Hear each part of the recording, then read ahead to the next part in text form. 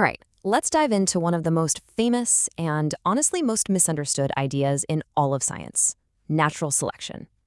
And yeah, we're talking about that legendary phrase, survival of the fittest. It sounds so simple, right?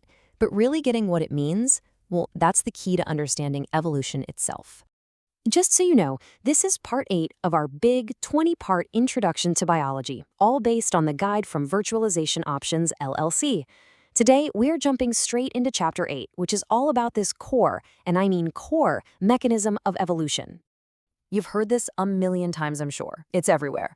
It makes you think of, gladiators in an arena, the biggest lion leading the pride, the absolute fastest cheetah. It just sounds so powerful and, well, pretty cut and dried. But hang on a second. Is that really what biologists are talking about when they use the word fitness? Does it always mean the biggest, the strongest, or the fastest? The answer is nope. And figuring out why is going to completely change how you see evolution. Okay, so what's the first step to really wrapping our heads around this? It's about drawing a line in the sand between the popular idea of fitness, like gym fitness, and the biological one. Because as it turns out, they are not the same thing. Not at all. So our gut tells us it's all about a physical showdown where the most powerful one wins, right?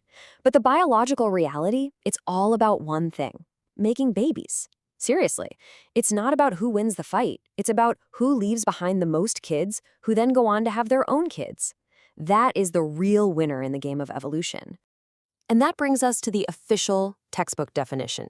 Biological fitness is just a measure of how good an organism is at surviving and making offspring that can also survive and make offspring. And here's the real kicker. It's not some universal measure of awesomeness. It's all about how well you do in one very specific environment. Here's a perfect way to think about this. Picture a brutal desert. A super fast predator with a roaring metabolism might just starve to death when a long drought hits. But what about a slow-moving tortoise? It's got that protective shell and a super slow metabolism. It can just hunker down and wait it out. In that situation, the slow, kind of boring tortoise is actually the fittest. Why? Because it's the one that's still around to lay eggs when the rains finally come back. Okay, so if fitness is all about making babies, how does nature actually select for it? I mean, it's not a person making a choice.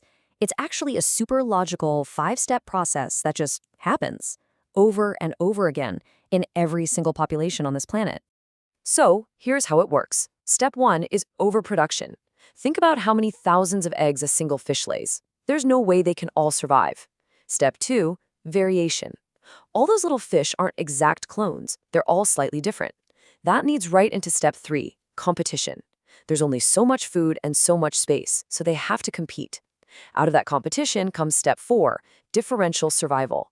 The ones with traits that give them a tiny little edge are more likely to live long enough to reproduce. And the final, most crucial piece of the puzzle, inheritance.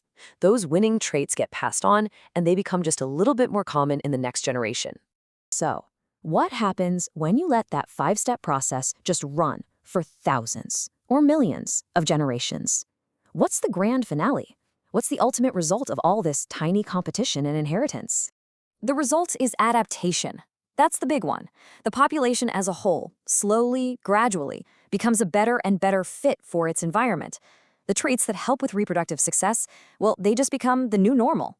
And that's how you end up with a polar bear perfectly designed for the Arctic, or a cactus that's a master of desert survival. It's not random. It's a relentless shaping force. And that really is the main takeaway. Our source material puts it perfectly, calling natural selection the engine that drives evolution forward. It's this incredible, powerful mechanism that takes all that random variation and sculpts it into the absolutely mind-blowing diversity of life we see all around us. So yeah, the next time you hear survival of the fittest, you'll know it's not about being the strongest. It's about being the best fit for right here and right now.